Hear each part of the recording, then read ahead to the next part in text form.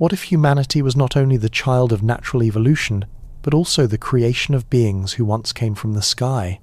Picture a time before empires, before kings, before the first stone walls rose against the desert wind, a time when stories were not written on paper, but pressed into soft clay. Each mark was a whisper from people long vanished. Those tablets spoke of gods who descended to earth and shaped humankind with their own hands. These beings were called the Anunnaki. Their names appear again and again in the oldest writings of Mesopotamia. To most scholars, they were deities, figures of myth, reflections of rivers, storms, and the struggles of daily life. But to others, they may represent something far more mysterious: the unsettling idea that humanity was engineered by powerful visitors from beyond the stars. To follow their trail, we journey to Mesopotamia, the cradle of civilization.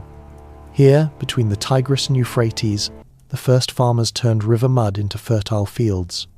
Around 4,000 years before the Common Era, small villages grew into cities: Uruk, Eridu. From these centres came mathematics, astronomy, and the first system of writing, called cuneiform. In wedge-shaped impressions carved into clay, the Sumerians recorded grain and trade. They also wrote hymns, prayers, and stories of the gods. Among those stories, the Anunnaki appear as a mighty assembly, linked to heaven above and the underworld below. Samuel Noah Kramer, one of the earliest translators of these tablets, described how central they were to hymns and temple inscriptions. Thorkild Jacobson, another scholar, wrote that the Anunnaki should be seen as poetic forces of nature, spirits of river and storm that helped people make sense of the world's mysteries. But there are other voices. In the 1972, writer Zecharia Sitchin proposed something very different. In his book The 12th Planet, he claimed the Anunnaki were not gods at all, but travellers from another world. They brought advanced knowledge and technology. And, according to his controversial vision, they created humankind through genetic engineering, blending their essence with that of early hominids. Most historians dismiss his translations as flawed, yet Sitchin's ideas caught fire in popular imagination, and they have never truly faded away. That fascination is fueled by the imagery within Mesopotamian creation myths. In the Atrahasis epic, divine beings mix flesh with clay to form the first humans. Benjamin Foster, a translator of these epics, noted how deeply this story shaped Mesopotamian thought. It leaves us with a haunting question. When the Sumerians wrote that humanity was moulded from clay and infused with the blood of a god, what did they mean? Was it only poetry, a metaphor for our bond with the earth? Or was it something more literal, now hidden in the past? In this video, we will follow the evidence left by archaeologists, the interpretations of historians, and the speculations of storytellers. We will explore the Anunnaki in their own time, the mysteries surrounding their legends, and the theories, both mainstream and forbidden, that seek to explain their place in human history. So stay with us until the very end, because the deeper we go, the stranger these stories become. And if journeys like this awaken your curiosity, remember to like the video, subscribe, and tap the bell, so you will be here when the next hidden chapter of the past unfolds. To begin the story of the Anunnaki, we need to step into the world that first gave them form. That world was Sumer, in the southern lands of Mesopotamia. Imagine the wide, flat plains between two rivers, the Tigris and the Euphrates. The air is dry, the water flows heavy in spring. Around 4,000 years before the Common Era, small villages rested here. People grew barley, herded sheep, and shaped mud into bricks. Slowly, almost quietly, those villages grew. Over time, they became cities. Archaeologists working in southern Iraq uncovered their remains: Eridu, Uruk, names that still echo after millennia. Eridu is often called the first city. Beneath its surface, excavators found layers of temples, each one built upon the ruins of the last. Uruk, with its massive walls, became famous in the Epic of Gilgamesh. Behind those walls, people traded goods, worshipped in temples, and carved signs into clay. Rose to prominence with its great ziggurat, a stepped tower dedicated to the moon god Nana. Under silver moonlight, its terraces must have looked like a staircase to the sky. These were not clusters of huts. They were organized worlds. Kings ruled with power. Priests managed rituals and estates. Farmers worked the fields. Merchants carried grain, copper, and lapis lazuli across deserts and rivers. Artisans shaped stone and metal. Each city was a living organism, and above it all stood the presence of the gods. Among the many innovations of the Sumerians, one stands apart: writing. Around 3200 BCE, they pressed wedge-shaped signs into clay tablets. At first, the records were simple: a list of sheep, a measure of grain, an account of beer. But with time, the script grew. By the 3rd millennium BCE, those signs carried hymns, laws, and myths. For the first time, human imagination was fixed in clay. Words survived beyond memory. This invention gave us the earliest literature on Earth: songs for kings, prayers for temples, stories of gods. In those lines, the Anunnaki appear again and again, not as vague figures, but as a council of powers who decided the fate of mortals. Without writing, they would have vanished with the voices of storytellers. Because of cuneiform, they remain. And there is another mystery: the Sumerian language itself. Unlike Akkadian, Babylonian, or Assyrian, which belonged to the Semitic family, Sumerian has no known relatives, no clear ancestor, and no descendants. Samuel Noah Kramer, one of the great Sumerologists, often admitted how baffling this was. The Sumerians seemed to appear with a language entirely their own. When their civilization faded, the language faded too. It was as if they arrived from nowhere, and when they left, they took their speech with them. At the heart of each city rose a temple. Above the temple precinct stood the ziggurat, massive stepped structures of mud brick, pointing upward like ladders to heaven. More than holy monuments, they were also centers of economy and politics. Priests managed land and herds, scribes recorded offerings and debts. Rituals were held to keep balance between gods and men. The ziggurat was the axis of the city, binding earth to sky. Religion in Sumer was woven into every breath of life. People believed their harvests, their victories, even their survival depended on divine will. Offerings kept the gods content. Sacrifices kept floods and droughts at bay. Every act of daily life was bound to the temple. From these temples, from these cities, from this language unlike any other, came the oldest written creation stories known to humankind. They were not loose tales told by fireside. They were etched into clay, designed to endure. They spoke of beginnings, of divine councils, of gods who shaped mankind. Why here? Why in this land between rivers did the first civilization also leave us the first detailed myths of human origins? Was it a reflection of their world, where floods and droughts made life fragile? Or was there something else that compelled them to imagine creation with such clarity? These questions drift like the desert wind over broken walls. The stage is set, the cities stand, the temples rise, the language speaks. And waiting inside the tablets are the oldest stories of how humans came to be, and of the Anunnaki who stood at the center of it all. Inside the clay tablets of Mesopotamia, some of the oldest creation stories ever written begin to unfold.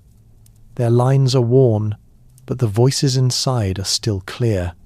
They tell us of gods, of councils, and of human beings shaped with intent. At the heart of these myths lies a question that has not faded with time. Were humans created by the gods? And if they were, for what purpose? One of the most vivid accounts comes from the story known as the Epic of Atrahasis. Written in Akkadian around 1700 before Common Era, though drawing from older Sumerian traditions, it survives on tablets now resting in the British Museum. The tale begins not with men or women, but with gods. The younger deities labour without rest. They dig rivers, maintain canals, work the fields. The weight of their duties grows unbearable. In secret, they plot rebellion. The world, it seems, needs relief. The solution chosen is extraordinary. To free themselves, the gods decide to create a new being. This being will bear the burden of work. The text tells us a god is sacrificed. His blood and his flesh are mixed with clay from the earth. From this union, humanity is formed. The purpose is made plain. Humans are not born for power or glory. They are born to serve, to till the soil, to dig the channels, to maintain the sacred temple so that the gods may rest.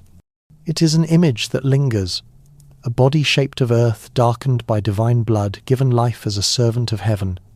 Benjamin Foster, who has translated these epics, observed that the Atrahasis myth reveals how Mesopotamians understood their place in the universe.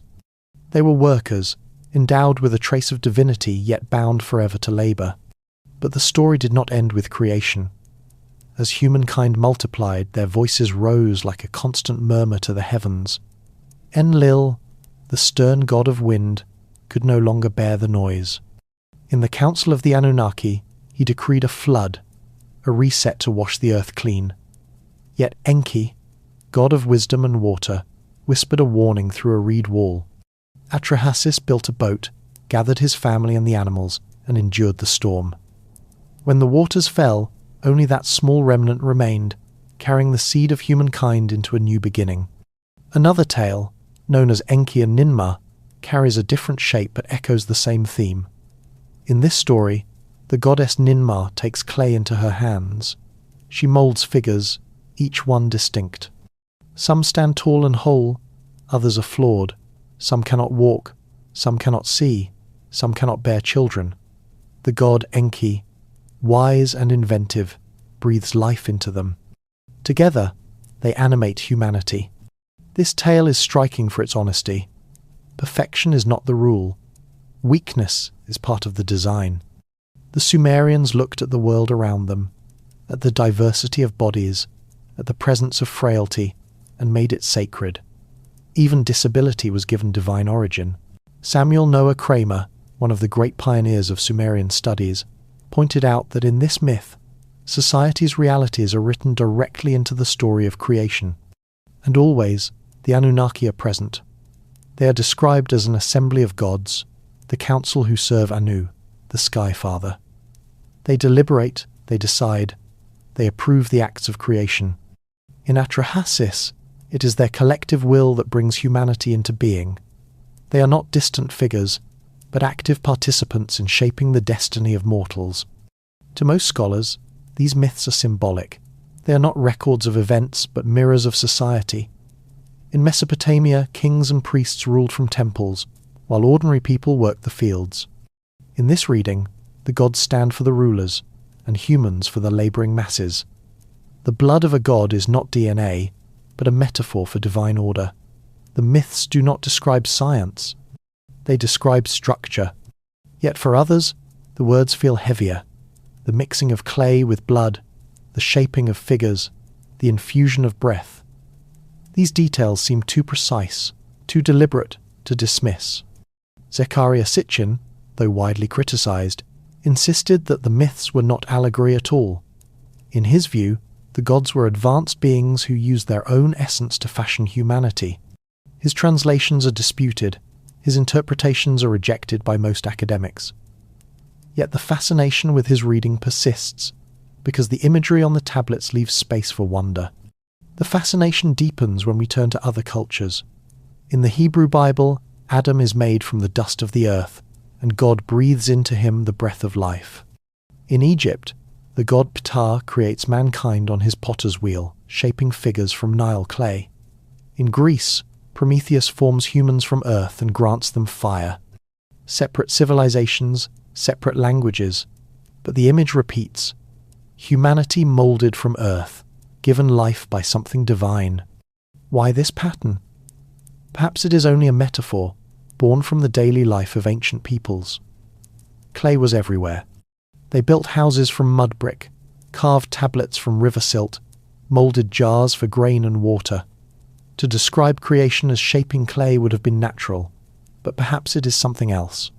Perhaps the pattern is not coincidence but echo, a faint memory preserved across generations, a fragment blurred by time, told and retold until it became myth. When we return to Atrahasis, the details remain vivid, a god's blood mixed with earth, a new being created for labour. In Enki and Ninmah, the story shifts, yet the essence is the same. Forms moulded from clay, some strong, some broken, all given breath. These myths were not fleeting tales told at night and forgotten. They were pressed into clay, hardened by fire, and passed down across centuries. They were designed to endure. So, what do we make of them? Were they lessons about society, teaching order and hierarchy? Were they reflections of life as the Sumerians knew it, fields, temples, weakness and strength? Or were they something else? A glimpse of memory from a time long before history began. And perhaps the most haunting question of all, is it chance that so many cultures describe humans as moulded from clay? Or could it be that they were all preserving a faint memory of an event that once really happened? I'd love to hear what you think. Leave your thoughts in the comments below, and if you are enjoying this journey, give the video a like. It helps more people find these stories, and it lets us know you'd like to hear more. In the 20th century, long after the last Sumerian city had turned to dust, a new voice entered the story of the Anunnaki. His name was Zecharia Sitchin. Born in Azerbaijan, raised in Palestine, educated in history and economics, he was not an archaeologist, not a linguist, not a trained Assyriologist. Yet in 1976 he published a book that would ignite fascination across the world.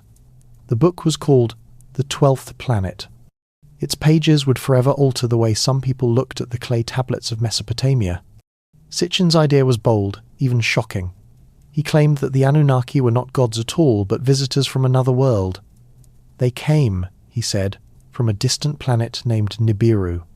This world, according to him, followed a long elliptical orbit, sweeping far beyond Pluto, and then returning close to Earth once every 3,600 years. From that planet, beings descended to ancient Mesopotamia. They sought something valuable, something hidden in the earth: gold. Gold, in Sitchin's telling, was not for jewelry or wealth. It was a resource. The Anunnaki needed it to repair their planet's failing atmosphere. They came to Earth to mine it, and when the work became too heavy, they turned to an experiment. They found early hominids, beings like Homo erectus, who walked upright but lacked intelligence. The Anunnaki, Sitchin said, mixed their own essence with these creatures, splicing divine genes with human clay. The result was us, Homo sapiens. He pointed to phrases in the tablets. The word Anunnaki, he argued, could be translated as those who from heaven to earth came. He noted passages where the gods gave humanity skills, writing, agriculture, kingship, and saw in them evidence of a transfer of knowledge, not myth but memory.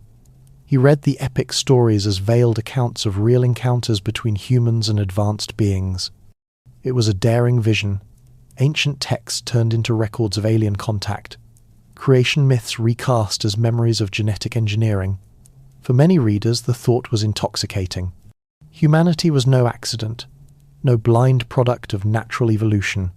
We were a crafted species, designed with purpose by visitors from the stars. But the academic world pushed back hard. Assyriologists examined Sitchin's translations and found them flawed. The word Anunnaki does not literally mean those who from heaven to earth came. It more closely means the princely seed or offspring of Anu. Nowhere in the tablets is Nibiru described as a home planet. In Mesopotamian astronomy, the term Nibiru seems to refer to a celestial crossing point, often identified with Jupiter. And nowhere do the texts speak of gods mining gold. That detail, scholars argued, came entirely from Sitchin's imagination. Even so, the theory spread. Perhaps it was the timing. The 1,970 seconds were alive with interest in space, following the Apollo moon landings. Erich von Däniken's Chariots of the Gods had already captured imaginations with the idea of ancient astronauts. Sitchin's book landed in fertile soil. His detailed charts, his confident translations, his weaving of myth and science fiction all drew readers into a world where history and wonder blurred. There was also a deeper hunger. For some, the thought that humanity might have alien parents was strangely comforting. It suggested that we were not alone, not a cosmic accident. It gave us a sense of connection to a greater story, one that reached beyond Earth. Sitchin's ideas flowed into popular culture. The television series Ancient Aliens echoed them in episode after episode. Films and novels picked up the theme of gods from the stars. Communities formed, sharing theories, waiting for the return of Nibiru. Even as scientists dismissed the claims, the fascination only grew. Why? Part of the answer lies in the myths themselves. When people read of gods mixing blood with clay or shaping figures by hand, they hear something strangely technical. They hear echoes of laboratories and procedures, not fireside tales. When they see the same motif repeated in Egypt, in Greece, in the Bible, they wonder if the similarities are too strong to dismiss. Perhaps all of these stories, scattered across cultures, carry a hidden memory. And so the debate continues. Was Sitchin uncovering a forgotten truth, or simply reshaping ancient myths to fit the desires of a modern age? Mainstream scholars hold firm. They remind us that no Sumerian text speaks of distant planets, of mining operations, or of genetic experiments. Yet the ideas remain alive, repeated in documentaries, books, and online communities. For nearly 50 years they have refused to fade. It may not matter whether the details are correct. What matters is the dream they keep alive, the dream that humanity is part of a larger cosmic story, the dream that our beginnings are not bound only to the soil of Earth, but to the stars above it. And perhaps that is why the idea still breathes. In the silence of night, when the stars wheel overhead, when the ruins of ziggurats lie half buried in sand, it is easy to imagine beings who once came down, shaped us, and left behind whispers in clay. If all of this is without foundation, if it is only the invention of one man's imagination, then why has it endured for nearly half a century? Why has it inspired millions, outlasting criticism, and growing into a movement of its own? Stay with us, because in the next part we will look at other theories, and the strange story of how Sumer itself came to an end. When we step back from myths and look through the lens of modern science, another story of human origins comes into view. It is written not on clay, but in DNA. Genetic studies show that Homo sapiens arose in Africa around 200,000 years ago. Fossils from Omo Kibish in Ethiopia, dated to about 195,000 years ago, stand as silent witnesses to this deep past. The genetic diversity in African populations today, greater than anywhere else, confirms this origin. From Africa, our ancestors began their slow journey. They spread to the Middle East, to Asia, to Europe, and finally to every corner of the world. No tablets, no councils of gods, only the patient march of evolution. For anthropologists, myths of creation are not historical records. They are mirrors. They reflect fear and hope. They show the structures of the societies that told them. In Mesopotamia, where rivers could both give life and take it away, myths emphasized order and service to higher powers. Humanity's role as worker in the Atrahasis epic reflected the daily reality of peasants under temple and palace rule. Disability in the tale of Enki and Ninmah reflected the diversity people saw among themselves. For scholars, these myths were not blueprints of biology. They were stories that explained society. Yet one question remains. Why did the Sumerians choose clay to tell their story of origins? Perhaps it was simply the material most familiar to them. Clay built their homes, held their grain, and carried their words. But perhaps the choice was deeper, a reflection of how ancient people everywhere tied life to the soil beneath their feet. To scholars, it is metaphor. To dreamers, it feels like memory, a memory that lingers quietly, even when the details fade. While scholars debate origins, the land of Sumer faced its own fate. Around 2200 before Common Era, the climate shifted. Modern science calls it the 4.2 kiloyear event. Drought spread from Egypt to Mesopotamia. Rain failed, rivers shrank, crops withered. Archaeologists studying soil layers in southern Iraq found signs of salinization. Irrigation, once a blessing of the rivers, carried salt into the fields. Year by year the ground grew barren, barley yields dropped, and families left their homes. Hunger spread quietly, like a shadow across the land. The collapse was not sudden, but it was relentless. The proud city-states, with their temples and ziggurats, weakened. Political power shifted. Sargon of Akkad rose, building an empire that stretched across Mesopotamia. Sumer's cities were absorbed into a new order. Later, Babylon followed. It carried Sumerian myths into its own libraries, even as the Sumerian language itself faded from the tongues of daily life. The people of Sumer saw decline not as drought or salt, they saw it as the will of the gods. In their laments, they wrote that the deities had abandoned the temples. Protective spirits had left the land. The Anunnaki, once creators and judges, were said to have withdrawn. To them, the fall of cities was not climate collapse, it was divine departure. It is a haunting image. Temples still standing, ziggurats still casting long shadows, but silent, priests offering prayers into emptiness, gods who no longer answered, people who felt they had been left behind. To modern eyes, this was history, the fall of a civilization under drought, soil exhaustion, and conquest. To the Sumerians, it was myth unfolding before their eyes. And here another question rises. Could the memory of gods leaving the land be more than poetic grief? Could it be a faint echo of something remembered? That those who created, or were believed to have created, once walked among mortals and then departed? The myths do not tell us where they went, only that they were gone. Science points to evolution, to DNA, and to fossils in African soil. Anthropology points to myth as metaphor, a society reflected in story. Archaeology reveals droughts and salinization, the slow forces that ended a civilization. Yet the myths themselves speak of gods abandoning their cities, and they leave humanity to wonder why. We are left with two visions. One is rational, bound to evidence, confident in genes and climate data. The other is ancient, carved in clay, filled with grief and silence. Between them lies the space where imagination lingers. Was the decline of Sumer only the slow turn of climate and empire? Or was it also, in the eyes of those who lived it, the departure of beings greater than themselves? Perhaps the most haunting thought is this. When the Sumerians wrote that their gods had left, were they only expressing despair?